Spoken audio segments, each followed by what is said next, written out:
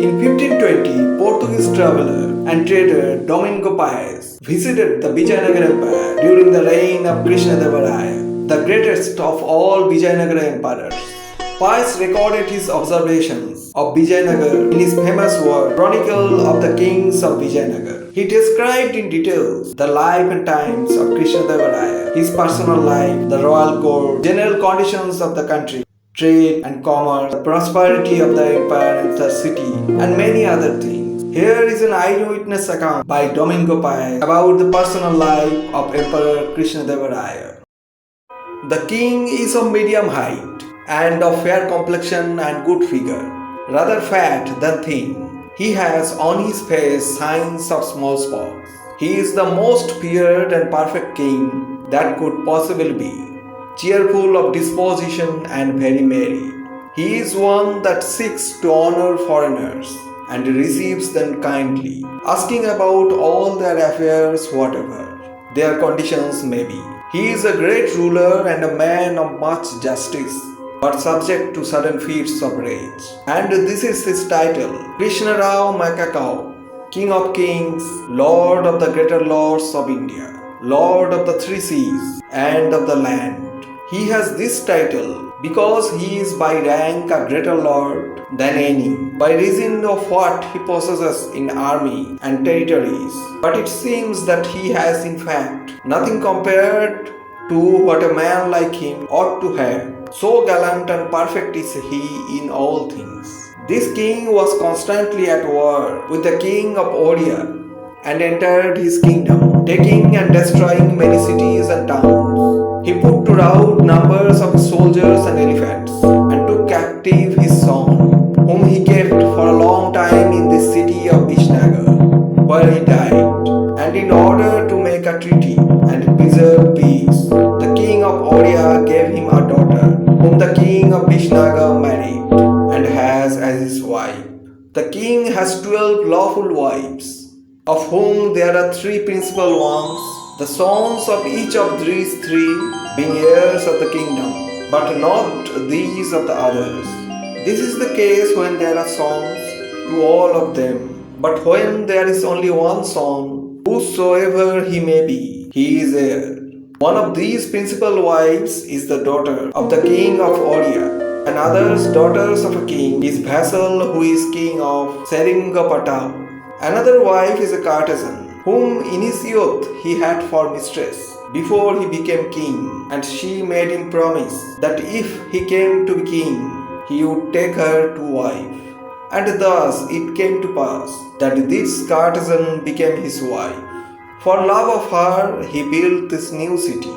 Each one of these wives has her house to herself, with her maidens and women of the chamber, and women guards, and all other women servants necessary. All these are women, and no man enters where they are, save only the eunuchs who guard them. These women are never seen by any man, except perhaps by some old man of high rank by favor of the king. When they wish to go out, they are carried in litters, shut up and closed, so that they cannot be seen, and all the eunuchs with them poorly, 300 or 400, and all other people keep a long distance from them. They told us that each of these queens has a very large sum of money and treasure and personal ornaments, namely amulets, bracelets, seed pearls, diamonds, and that in great quantity. They also say that each of them has 60 maidens, adorned as richly as could possibly be, with many jewels, rubies, diamonds, pearls.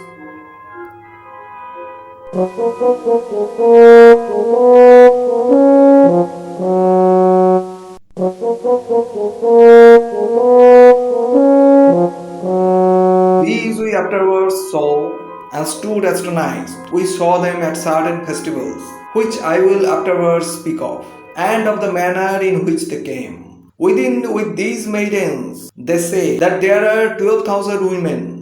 For you must know that there are women who handle sword and shield, and others who wrestle, and others who blow trumpets, and others pipes, and other instruments which are different from ours. And in the same way they have women as bearers and washing folks, and for other offices inside their gates. just as the king has the officers of his household. These three principal wives have each the same, one as much as the other, so that there may never be any discord or ill feeling between them. All of them are great friends, and each one lives by herself. It may be gathered from this what a large enclosure there must be for these houses where so many people live, and what streets and lanes they must have. The king lives by himself inside the palace. When he wishes to have with him one of his wives, he orders a eunuch to go and call her. The eunuch does not enter where she is, but tells it to the female guards, who make known to the queen that there is a message from the king.